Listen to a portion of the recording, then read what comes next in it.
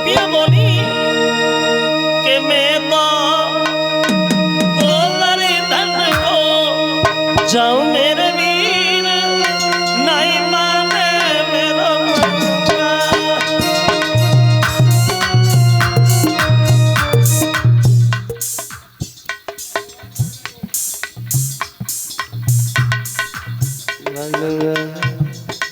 ऐसे नहीं मन से बोला जाता है। सब लोग बोलो धीरे धीरे।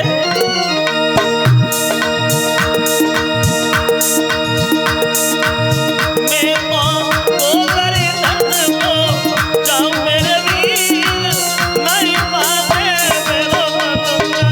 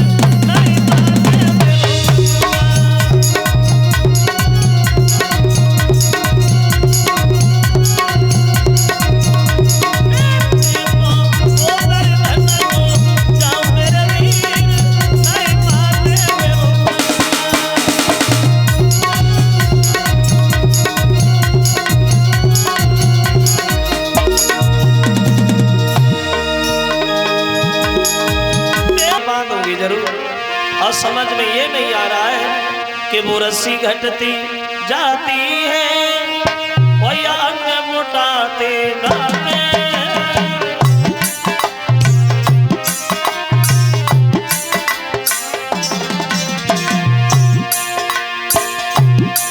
समझ में ये नहीं आ रहा है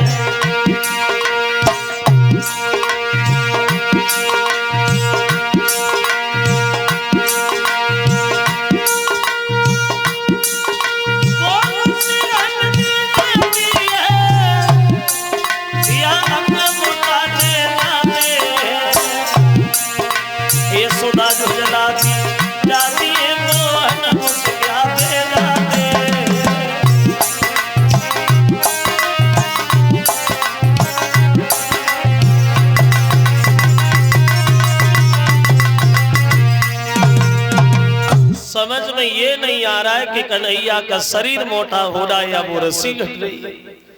समझ गए श्याम सुंदर ज्यादा परेशान है मैया, तो एक छोटी सी रस्सी में ही बंध गए श्याम। और ग्वाल बाल दूर खड़े कुछ कह नहीं रहे। तो मनसुखा पे यशोदा झुझलाने लगी, मनसुखे दरा मेरा श्याम कभी चोरी नहीं करता था, तूने उसे अपने साथ रख करके उसे चोर बना दिया, चोरी तूने सिखाई। तो मनसुखा ने सोचा अब हम खुद फंसे जा रहे हैं, तो खुद निकलने के लिए कन्हैया की शिकायत करने लगा, भैया हमने काहे को इसको चोर बनाया, ना मेरे कभी घर में चोरी भई, ना मेरे खानदान में चोरी भई, तो भला हम इसे क्या चोर बनाएंगे मैया। सच तो ये है कि तेरे कन्हैया ने हमें चोर बना दिया। वो कन्हैया की उल्टी शिकायत करता हुआ मनसुखा बोला, मां सुनो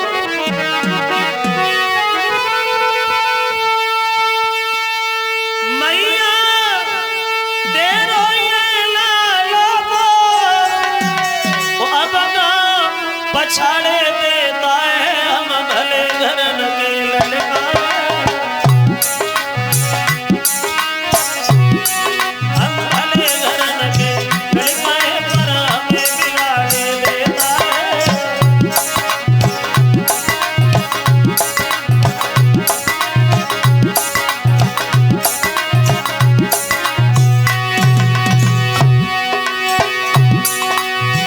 कन्हैया की शिकायत करता हुआ बोला, भैया सुनो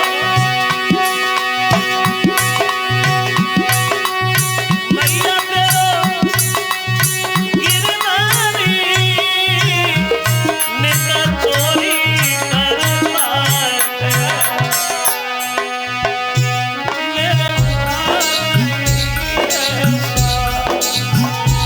मेरे हुआ नहीं ऐसा, ये श्याम कराता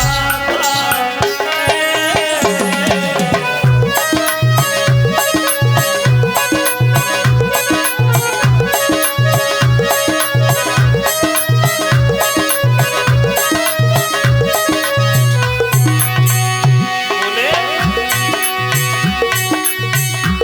सखिया झुझलानी निकाली जो संग लाई जावे, जो संग लाई जावे, तो ये गुस्सा हो जाता है।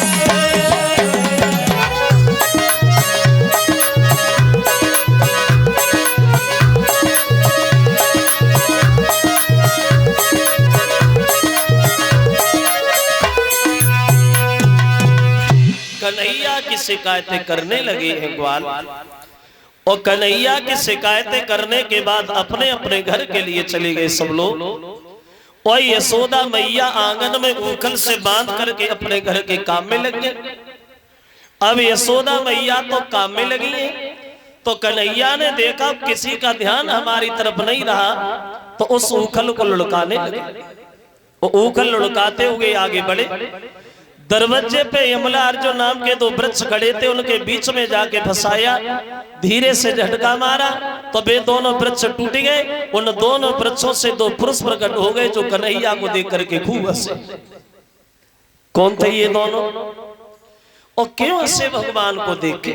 देखो ये दोनों जो थे ये पूर्व जन्म में एक कुबेर के लड़का था, तब इनका नाम था नलकूबड़ मणिग्रीव। भोले बाबा के दोनों वरदानी, मगर ये दोनों घमंडी बहुत थे, दोनों का ऊपर घमंड बहुत ज्यादा था। एक दिन दोनों ने मदरा पान किया और जब शराब पी तो शराब इतनी पी जो नशा हो गया, और जब नशा हो गया तो इनकी बुद्धि खराब हो गई। और देखो शराब और बुद्धि में कभी नहीं बनी, शराब और ये बुद्धि दोनों इकट्ठे कभी नहीं रही। शराब अंदर और बुद्धि बाहर। दोनों ने शराब पी तो नशा हो गया, और दोनों शराब के नशा में अपनी पत्नियों से बोले कि चलो स्नान करेंगे। चलो सरोवर के किनारे पहुंचे, बोले स्नान तो करेंगे लेकिन ऐसे नहीं नहाएंगे। कैसे नहाएंगे? तो शराब के नशा में दोनों घमंडी अपनी पत्नियों से बोले कि वस्त्र उतारो मेरी प्यारी, वो आज नंगे हुए किनारे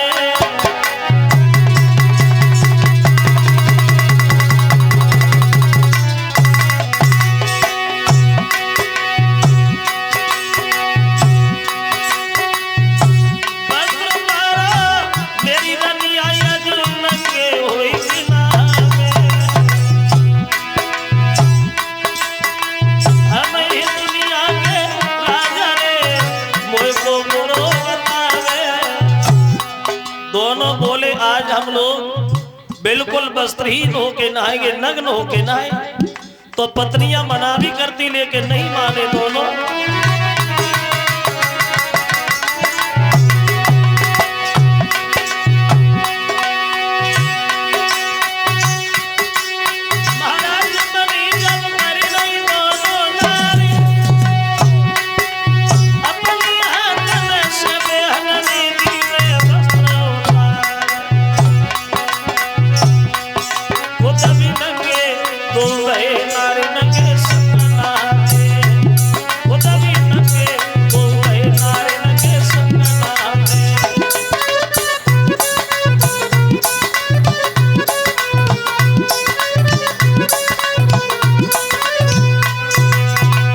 अपने हाथों से कपड़ा उतारे और बिल्कुल वस्त्रहीन होकर उसी सरोवर में नहाने लगे।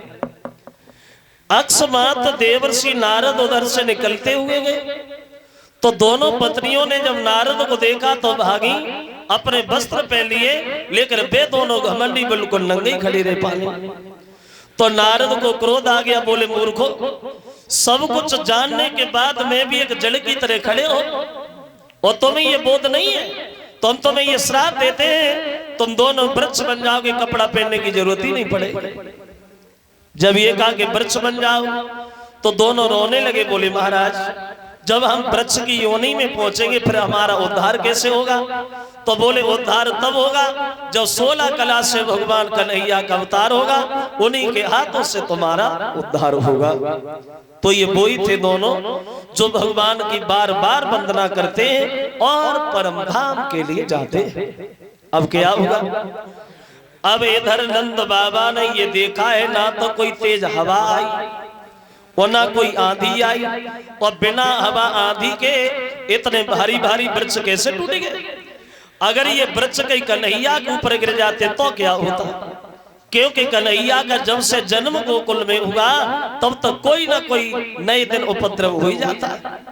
अब ये जगह ठीक नहीं है, तो सबसे सलाह मिलाई और गोकुल का त्याग किया, और एक तुलसी का वन था जिसे वृंदावन कहते हैं, उस वृंदावन में सब जाकर के बड़े सुंदर सुंदर महल बना के रहने लगे।